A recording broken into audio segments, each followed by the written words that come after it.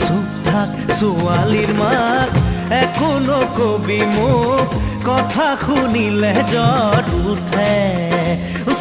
চুপ থাক ছোৱালীৰ মাক এখনো কবি মোক কথা শুনিলে জ্বৰ উঠে চপাই আনিলো তোক যিদিনাৰে পৰা লেঠা নেদানে পেৰা নুবুজ তই তথাপি মৰো তোৰেহে মৰমতে চুপ থাক ছোৱালীৰ মাক এখনো কবি মোক কথা শুনিলে জ্বৰ উঠে